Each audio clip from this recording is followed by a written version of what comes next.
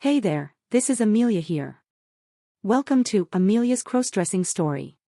Today we are going to share a story called My Name is Amelia Part 4. For more interesting and exclusive stories, please subscribe to my channel and support me at Patreon. I hadn't thought of that. I'd always thought Nicole might say it was okay, but I needed to think about it, think past a refusal. Tell my parents, my family, my employers. Shit. It could happen. My father was a town councillor and so was Nicole's. My mom was the leading light in any number of worthy causes. How important to you is wearing girls' clothes, Amelia? Again I was stumped. Too many huge questions and so few intelligent answers in such a short time. Take it slow, Amelia. Judy was looking at me, calmly waiting for a response. I stared back, my mind trying to come up with the answer and failing miserably, and I realized that was the answer. Miserable. That's how I'd be if I could never dress up as Amelia again. I'd be downright, utterly basement level, stinking, rotten, miserable. It hit me like one of those truths that are supposed to hit you like a bolt from the blue and have a life-changing effect. Very important, I finally admitted. I remembered how the room service guy calling me Miss had made me feel so good. Let's work with that, Ange. Let's go and get some gear and think some more.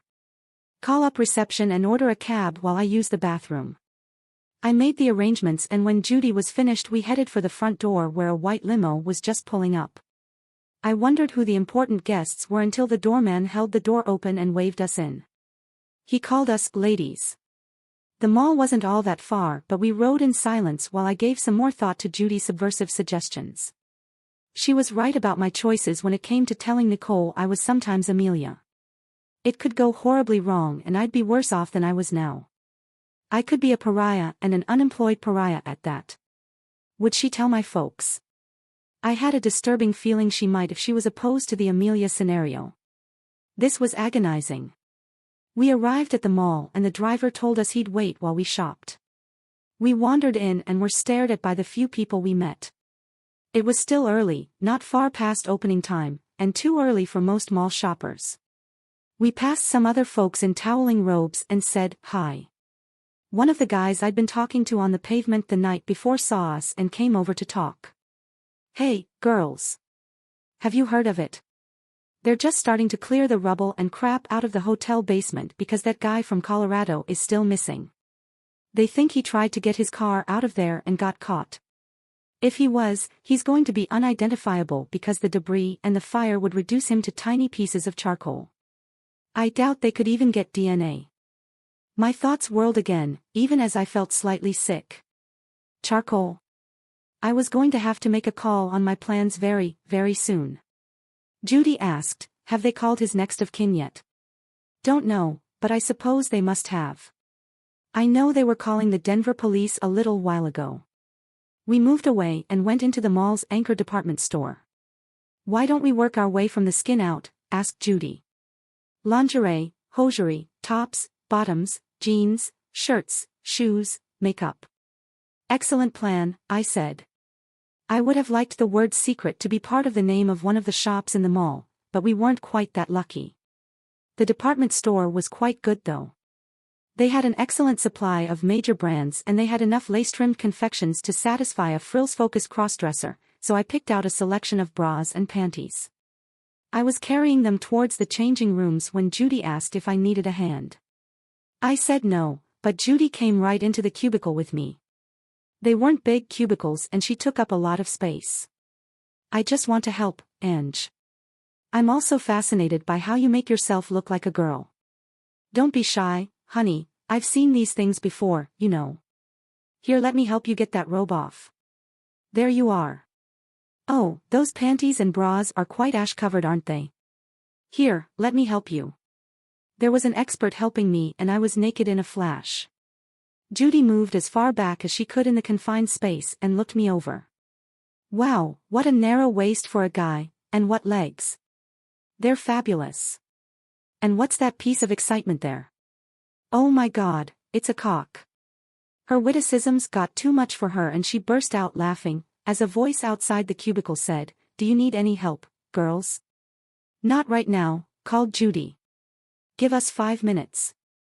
Just shout, girls, said the departing voice. Stifling more giggles, Judy looked me over some more. I don't know where you got that waist from. I can't remember seeing such a narrow waist on a guy before. Well, except for a few guys who took drugs. It makes your hips look wider too. I see that you could do with a little assistance to get your erection under control, Ange. Here, try on the black panties with all the lace. Yes, very nice. Now the matching bra. Let me help out if you'll just turn around, madam, I'll fasten the back. There you are, and we slip these in. She slid my breast forms into the cups and my shape in the mirror said the panties and bra were right for me. In fact they were scrumptious little pieces of satin and lace. I've seen enough, Ange. Try on the rest of this heap while I get my own panties sorted out. She gave my bulge a little pat and left me alone. I was a little taken aback by Judy's no-nonsense approach to intimacy in the context of changing rooms, but there was more than just an inspection going on here. I had no doubt whatsoever that Judy had something in mind that probably had to do with sex. I breathed out and tried on the other lingerie. I know what suits me and what helps a crossdresser to hide and perhaps flatten a bulge. I'd tried a gaff in the past, but it was too uncomfortable for me. I used panties that were mainly stretch satin to keep me smooth, but then again I wasn't going out while I was dressed, so it wasn't much of an issue. It was something I would have to watch. It surprised me that I was thinking about staying as Amelia because as far as I knew I hadn't made a decision. It could be that my mind had made itself up. It was getting ready to go out and have fun without having to worry about CB. I decided that everything I had in the cubicle would be okay. I took it over to the counter and told the lady that I would be wearing the bra and panties home. I picked them out of the heap and she scanned the barcodes and cut the plastic loops and cardboard swing tags off. I went back to the changing room and put them on. Talk about sexy. The toweling robe went back on and I moved to the rack of chemises and camisoles. I picked out a couple of each and found a match for the set I was already wearing. I did a quick try-on and went on to the hosiery section. As I passed the changing room again I heard a PSSST and there was Judy waving me into a cubicle. I need an honest opinion, Amelia. How does this look? This was a teddy that quite frankly was more of a sex aid than an item of clothing. It was black silk, the legs were cut up to there and it seemed to me that she was exposed while still decent, or maybe decent but exposed, if you know what I mean. I felt a stirring. Can I be honest, Judy? I asked. If you want my unabridged opinion, that teddy would attract men like moths to a flame or gourmands to a barbecue. It's fabulous and you should buy it. I moved off before I could be stirred any further. I bought stockings and pantyhose then moved on to tops, where I bought 4, and to skirts where I tried on 10 and bought 3. I've never liked trousers all that much so I didn't go there, but I did buy a nice coat. And then I saw the suit, hanging quietly on a rack and staring at me, calling to me. It was a pinstriped skirt suit and when I checked the label it was my size. Surely this was fate. I grabbed it and went to try it on. When I checked myself in the mirror I knew that there was something in the air right then, something to do with destiny and the mingling of cosmic forces. The slim skirt came just above my knee and the single-button jacket fitted like a glove. I stepped out of the cubicle and went to find Judy, who was still lurking in the lingerie section. She turned around when I tapped her on the shoulder, and said, I can't think of a single reason why you think you have to be a guy, Ange. Look at you. You were made for a suit and when you wear a suit, especially that suit you're set to take on the world.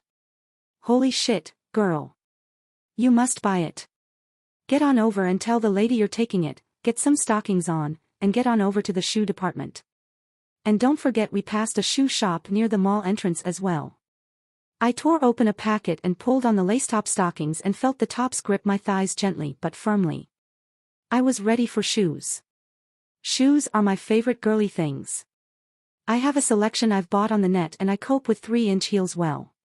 4-inch heels give me a little trouble, mainly with standing or walking, but I've been getting better. Mostly I stay with 3 inches. The selection in the store was okay and I tried on a dozen pairs, looking specifically for a match to the suit. Power heels. I finally got it just right. 3 inches, black patent leather pumps. I picked up another pair with a slightly lower heel and some evening sandals made from thin straps of leather.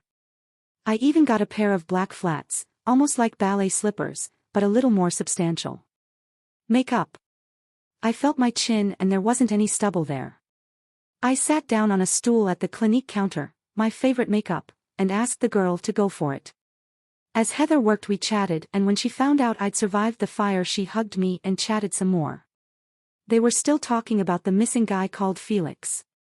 I think Heather was bored because she did me over twice and finally announced on the 3rd try that she was satisfied. So was I. I looked gorgeous. I was made up, but not obviously made up, and the final effect was awesome. My face was as smooth as silk, my lashes never looked better, and the lipstick and eyeshadow were perfect for me. I gathered up a large bag of products and gave her a hug. I'd got freebies of brushes and skin cleanser, and I bought a good compact with a big mirror. I was nearly through shopping. I went to see the sales lady and got her to tally up my purchases. I was only 2/3 of my way through the vouchers. That was great because the next stop was the wig shop I'd seen on the way in. I saw Judy comparing skirts on a rack and told her where I'd be. She claimed the makeover made me look dangerous. I loved this girl. I intended to get 2 good quality wigs. The one I was wearing was a dirty blonde with a few highlights. It was just on chin length, but I wanted something shoulder length, and another slightly longer than that, and that would be enough. I felt so cool in the suit and heels and an A-grade makeover that nothing could have fazed me right then. I told the lady what I wanted and she went out the back to find them. When she returned I sat in front of the mirror and she took off my old wig. What the hell happened to this, darling? Were you smoking and using the top of your head as an ashtray? No, I was in the hotel that burned down last night. Stray ashes hit me and my clothes and the wig. Oh my God. Are you okay? Yes I am, thank you. A few scorches but I'm alive. Oh, that must have been terrifying, but only that guy from Colorado seems to be missing. It could have been much worse. Is that wig recoverable or is it too badly damaged? Hard to say, dear. Can you leave it here for the day? I'll have a look and a bit of a clip and try and fix it. No promises though. Fair enough. I'm Amelia by the way. Mel.